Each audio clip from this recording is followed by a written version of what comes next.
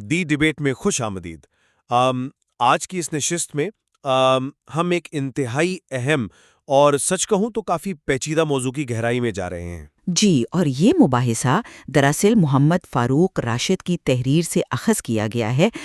یہ ایک ایسا متن ہے جو جدید جنگی مہارت، حکمت عملی اور ٹیکنالوجی کے عروج پر سوال اٹھاتا ہے۔ بالکل، مطلب بنیادی سوال یہ ہے کہ ان تمام تر جدید ہتھیاروں اور سمارٹ ٹیکنالوجی کے باوجود کیا جنگ میں کبھی انسانیت کی فتح ممکن ہے؟ اور دیکھیے، اس حوالے سے میرا موقف بہت واضح ہے۔ میں سمجھتا ہوں کہ جنگ کے نتائج ہمیشہ ہر صورت میں تباہ کن ہوتے ہیں۔ صحیح۔ یعنی جدید ہتھیاروں کے استعمال سے جو بھی ظاہری فتح ملتی ہے نا، وہ دراصل انسانیت کی بدترین شکست ہے۔ دیکھیے، جنگ کی ہولناکی اپنی جگہ ایک حقیقت ہے، میں اس سے انکار نہیں کر رہی، لیکن ہم دنیا کی تلخ حقیقتوں سے تو آنکھیں نہیں چرا سکتے نا۔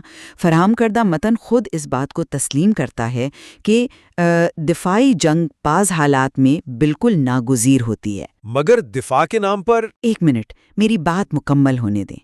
میرا موقف یہ ہے کہ بقا اور دفاع کے لیے جنگی مہارت اور ٹیکنالوجی کا استعمال دراصل انسانیت کو بچانے کی ہی ایک شکل ہے۔ یہ ایک آخری حل ہے، لیکن بسا اوقات یہ واحد حل ہوتا ہے۔ اچھا، تو آئیے اسی بنیادی سوال سے باقاعدہ آغاز کرتے ہیں۔ اگر ہم فاروق راشد کے متن کا مطالعہ کریں تو وہ بہت واضح طور پر اشارہ کرتا ہے کہ جنگ محض تباہی کا دوسرا نام ہے۔ جی، انہوں نے تباہی کا ذکر تو کیا ہے۔ بالکل کیا ہے۔ آپ حکمت عملی، جسے ہم اسٹریٹجی کہتے ہیں، اور ٹیکٹکس کو جتنا مرضی شاندار بنا لیں، لیکن حتمی نتائج کیا ہے؟ جدید ہتھیاروں نے جنگ کو انسانیت کے لیے ایک مستقل خطرہ بنا دیا ہے۔ میں سن رہی ہوں، لیکن آپ اسے کس تناظر میں دیکھ رہے ہیں؟ تناظر بہت سیدھا ہے۔ متن کے مطابق ایک ایٹمی حملہ لاکھوں جانیں لیتا ہے، کیمیائی ہتھیار نسلوں کو برباد کر دیتے ہیں، اور بات صرف میدان جنگ تک تو محدود نہیں رہتی نا۔ جنگ میں دراصل خواب اور امیدیں ٹوٹتی ہیں۔ یہ تو ہے۔ یہ جو وقتی فوجی کامیابی ہوتی ہے، یہ در حقیقت ایک معاشرتی موت ہے۔ ہم کیسے کہہ سکتے ہیں کہ ایک ایسا عمل جو پوری بستیوں کو راکھ کر دے، وہ کسی بھی صورت میں دفاع کہلا سکتا ہے؟ میرے نزدیک یہ مہارت نہیں، خودکشی کا ایک منظم طریقہ ہے۔ میں آپ کی اس بات سے متفق ہوں کہ جنگ کی قیمت بہت بھاری ہوتی ہے اور انسانی جانوں کا ضیاع کبھی قابل فخر نہیں ہو سکتا، لیکن ذرا متن کے دوسرے پہلو پر تو غور کریں۔ مصنف نے یہ بھی تو لکھا ہے کہ جنگی مہارت دفاعی طاقت کا بنیادی ستون ہے۔ ستون؟ کیسا ستون؟ ذرا اس ستون کی میکانیت کو سمجھیں۔ قدیم تلواروں سے لے کر آج کی میزائل ڈیفنس سسٹمز تک یہ سب کیا ہے؟ یہ محض تباہی کا سامان نہیں ہے، یہ انسانی بقا کا ارتقاء ہے۔ اگر اخلاقی اعتبار سے ہم جنگ کو ایک آخری حل قرار دیتے ہیں تو پھر اس حل کے لیے ہمارے پاس قابلیت کا ہونا بھی تو ضروری ہے نا۔ قابلیت سے آپ کی کیا مراد ہے؟ کیا ہتھیاروں کا انبار لگا لینا قابلیت ہے؟ نہیں، قابلیت سے مراد یہ ہے کہ اگر کسی قوم کے پاس انٹیلیجنس اور جدید دفاعی نظام نہ ہو تو وہ ظالم کا سامنا کیسے کرے گی؟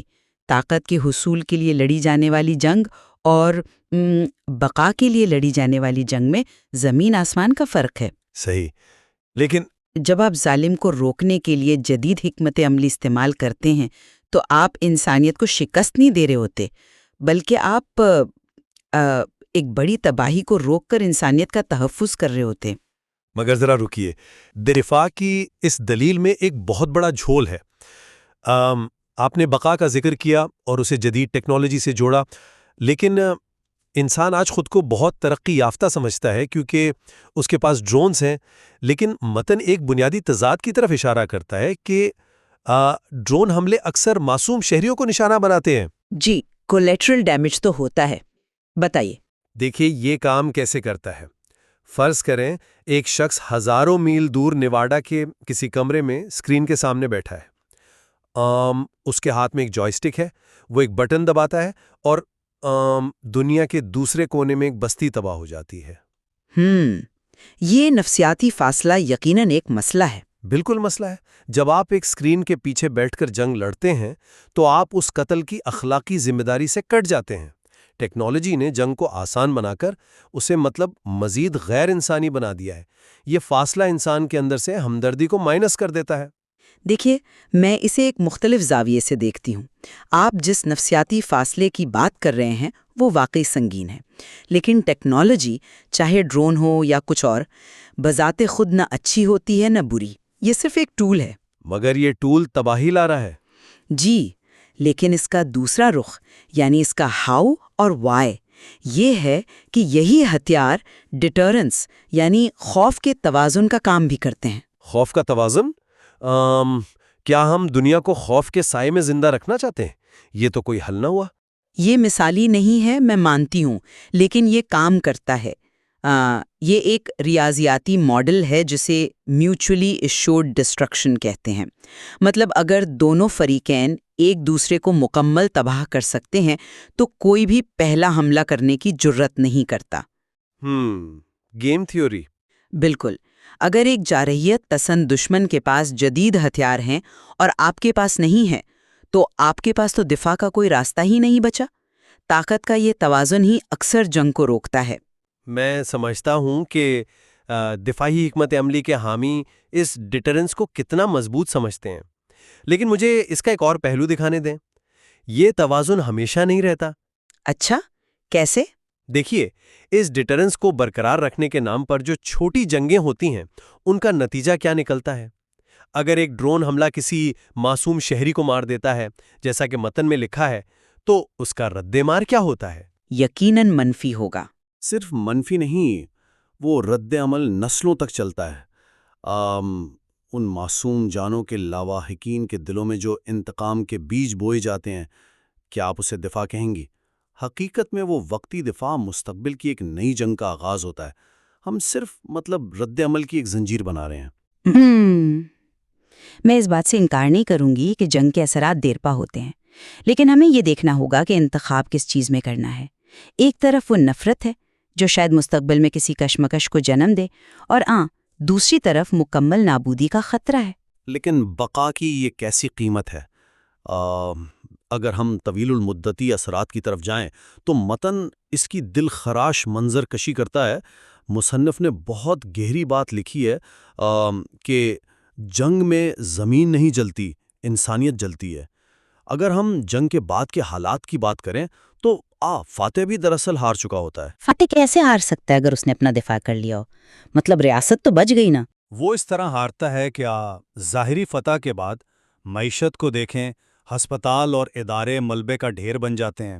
جب آپ کے معصوم بچے یتیم ہو جائیں تو کیا وہ محض ایک شماریاتی نقصان ہے؟ اور جو سپاہی واپس لوٹتے ہیں وہ PTSD لے کر آتے ہیں۔ تو یہ جیت دراصل ایک حقیقی معاشرتی شکست نہیں تو اور کیا ہے؟ یہ ایک زبردست دلیل ہے اور تباہی سے کوئی باشعور انسان انکار نہیں کر سکتا۔ لیکن سوال پھر وہی آتا ہے کہ اگر وہ جنگ نہ لڑی جائے تو کیا ہوتا؟ آپ نے کہا معیشت تباہ ہوتی ہے، میں تسلیم کرتی ہوں، لیکن اگر آپ ہتھیار ڈال دیں اور ایک جابر قوت کو حاوی ہونے دیں تو کیا آپ کی معیشت محفوظ رہے گی؟ تو کیا اس کا مطلب یہ ہے کہ ہم تباہی کو تباہی سے روکیں؟ اس کا مطلب یہ ہے کہ ہم بدترین تباہی کو کم گری تباہی سے روکیں۔ غلامی یا نسل کشی کے اثرات وقتی نقصانات سے کہیں زیادہ ہولناک ہوتے ہیں۔ ایک خود مختار قوم اپنی تباہ شدہ معیشت کو 20 سال میں دوبارہ کھڑا کر سکتی ہے، لیکن اگر قوم کا وجود ہی مٹ جائے تو بحالی کا تو کوئی سوال ہی پیدا نہیں ہوتا۔ دیکھیے، مجھے اس بات پر شدید تحفظات ہیں۔ ہم ایک ایسی فرضی صورتحال کے گرد گھوم رہے ہیں جہاں واحد متبادل یا تو جنگ ہے یا مکمل نابودی، اور یہ بیانیہ بناتا کون ہے؟ متن میں مصنف نے عام میڈیا کے کردار پر بڑی اہم تنقید کی ہے۔ ظاہر ہے ریاست کا بیانیہ اس میں اہم کردار ادا کرتا ہے، یہ تو میں مانتی ہوں۔ بالکل، میڈیا جنگ کو ہیروئزم بنا کر پیش کرتا ہے۔ نیوز چینلز اصل تباہی روتے ہوئے بچے اور کٹے ہوئے اعضاء اسکرین سے غائب کر دیتے ہیں۔ اگر ہم متبادل کی بات کریں تو امن کے قیام کے لیے سفارتکاری، مذاکرات اور تعلیم موجود ہیں۔ مصنف کہتا ہے کہ امن میں اسکول آباد ہوتے ہیں، قبرستان نہیں۔ کیا مکالمے کا راستہ زیادہ پائیدار نہیں ہے؟ میں آپ کے اس تجزیے سے اتفاق کرتی ہوں کہ میڈیا جنگ کو گلوریفائی کرتا ہے، اسے ویڈیو گیم کی طرح پیش کرنا واقعی خطرناک ہے۔ لیکن مجھے آپ کے سفارتکاری کے تصور پر تھوڑا اختلاف ہے۔ آپ اسے ایک آئیڈیل دنیا کے زاویے سے دیکھ رہے ہیں، جبکہ بین الاقوامی سیاست بہت بے رحم ہے۔ بے رحم ہے، لیکن کیا ہم اسے مزید بے رحم بناتے رہیں؟ ہمیں حقائق کا سامنا کرنا پڑے گا۔ دیکھیے، سفارتکاری خلا میں نہیں ہوتی۔ سفارتکاری صرف تبھی کام کرتی ہے جب آپ کے پاس میز پر طاقت ہو۔ متن خود کہتا ہے کہ جنگ کی مہارت انسان کو طاقتور بناتی ہے۔ سائبر وارفیئر کی ہی مثال لے لیں۔ Cyber warfare. جی، کوئی ہیکر ہزاروں میل دور بیٹھ کر آپ کے ہسپتالوں کی بجلی بند کر سکتا ہے۔ اگر آپ کے پاس اس حملے کو روکنے کے لیے جدید سائبر ڈیفنس نہیں ہے تو آپ کس بنیاد پر مذاکرات کریں گے؟ آپ کی سفارتکاری مطلب محض کمزوری سمجھی جائے گی۔ مجھے حیرت ہے کہ ہم امن کو بھی بندوق کی نالی اور ڈیفنس بجٹ کا محتاج بنا رہے ہیں۔ جب آپ طاقت کے زوم میں میز پر بیٹھتے ہیں تو آپ مسائل حل نہیں کر رہے ہوتے، آپ صرف اپنے مفادات مسلط کر رہے ہوتے ہیں۔ متن نے بہت واضح لکھا ہے کہ مسئلہ وہاں پیدا ہوتا ہے جہاں ذاتی اور گروہی مفادات کو قومی مفاد کا نام دیا جائے۔ اور میں تسلیم کرتی ہوں کہ ایسا اکثر ہوتا آیا ہے، یہ ایک حقیقت ہے۔ اور یہی تو بحث کا نچوڑ ہے۔ جب آپ ایک بہت بڑا عسکری ڈھانچہ کھڑا کر لیتے ہیں تو ہتھیار بنانے والی فیکٹریاں تب تک منافع نہیں کما سکتی جب تک جنگیں نہ ہوں۔ سفارتکاری کی اصل روح تو یہ ہے کہ ہم تعلیم اور معاشی تعاون سے ان وجوہات کو ختم کریں جو جنگ کا باعث بنتی ہیں۔ یہ ہے اصل بقا۔ آپ کا یہ اعتراض بالکل بجا ہے کہ طاقت کا نشہ اکثر ذاتی مفادات کا لبادہ پہن لیتا ہے۔ ہزاروں کی تجارت جنگ کی سب سے تاریک شکل ہے، لیکن ہمیں پھر سے حقیقت پسند ہونا پڑے گا۔ معاشی انحصار کے ذریعے وجوہات کو ختم کرنا ایک طویل مدتی عمل ہے، اس میں دہائیاں لگتی ہیں۔ تو ہم تب تک جنگیں لڑتے رہیں؟ نہیں، لیکن جب تک وہ آئیڈیل دنیا قائم نہیں ہو جاتی، آپ کسی فوری حملے کو تعلیم کے وعدوں سے تو نہیں روک سکتے نا۔ اس کے لیے آپ کو بہترین دفاعی ٹیکنالوجی کی ضرورت پڑتی ہے۔ لہٰذا جنگی مہارت شاید مثالی منزل نہ ہو، لیکن یہ اس سفر میں ایک حفاظتی ڈھال ضرور ہے۔ لیکن سوال پھر وہی ہے کہ کیا واقعی یہ ڈھال ہمیں بچا رہی ہے، یا یہ اس قدر بھاری ہو چکی ہے کہ ہمارا دم گھونٹ رہی ہے؟ اس نشست کو سمیٹتے ہوئے ہم اس بات پر غور کر سکتے ہیں کہ جنگ، چاہے جس بھی خوبصورت نام یا بہانے سے لڑی جائے، وہ انسانیت کا ایک حصہ ہمیشہ کے لیے کھو دیتی ہے۔ معصوم بچے جو یتیم ہو جاتے ہیں، بوڑھے جو لاشیں اٹھاتے ہیں، یہ سب گواہی دیتے ہیں کہ جنگ ایک ایسی مساوات ہے جس کا جواب انسانیت کے لیے ہمیشہ صفر ہی آتا ہے۔ میں آپ کے ان جذبات کی گہرائی کی قدر کرتی ہوں۔ جنگ کا المیہ ناقابل بیان ہے، اگرچہ میں اب بھی اپنی اس دلیل پر قائم ہوں کہ اس غیر مثالی دنیا میں دفاعی جنگ کے آپشن کو آخری حل کے طور پر برقرار رکھنا ناگزیر ہے۔ لیکن ہم اس بات پر متفق ہیں کہ جب جنگ طاقت کے نشے میں لڑی جائے تو وہ سراسر ظلم ہے۔ حقیقی جیت اسی میں ہے کہ طاقت کو تباہی کے بجائے صرف تحفظ کے لیے استعمال کیا جائے۔ بالکل، اور یہ ایک ایسا مقام ہے جہاں ہمارے مختلف نقطۂ نظر آپس میں ملتے ہیں۔ ہم نے اس گفتگو کا آغاز نشتر کی مثال سے کیا تھا، اور شاید اب یہ سوال زیادہ شدت سے ابھرتا ہے کہ جب ہم ان جدید ہتھیاروں کا استعمال کرتے ہیں تو کیا ہم کوئی سرجری کر رہے ہیں یا بس اندھے ہو کر کاٹ پیٹ کر رہے ہیں؟ جی، اور یہ وہ چبھتا ہوا سوال ہے جس کا جواب ہر اس لیڈر کو ڈھونڈنا ہے جو طاقت کے استعمال کا فیصلہ کرتا ہے، کیونکہ مصنف نے اختتام پر ایک گہری حقیقت یاد دلائی ہے کہ جنگ کی مہارت انسان کو طاقتور تو بناتی ہے، مگر امن کا شعور ان سے انسان بناتا ہے۔ کیا ہم اس اندھی طاقت کی دوڑ میں اتنے آگے نکل چکے ہیں کہ ہم نے انسان بنے رہنے کا بنیادی شعور ہی کھو دیا ہے؟ خیر، یہ وہ سوال ہے جو ہم آپ کے سوچنے کے لیے چھوڑے جا رہے ہیں۔ دی ڈیبیٹ میں ہمارے ساتھ شامل ہونے کا بہت شکریہ۔ پھر ملاقات ہوگی۔